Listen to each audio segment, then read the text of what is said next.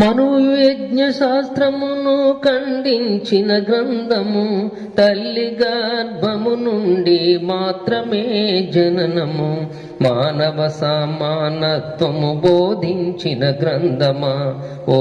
గ్రంథమా Bible గ్రంథమా, మహాత్ములకు జ్ఞానమిచ్చిన గ్రంథమా,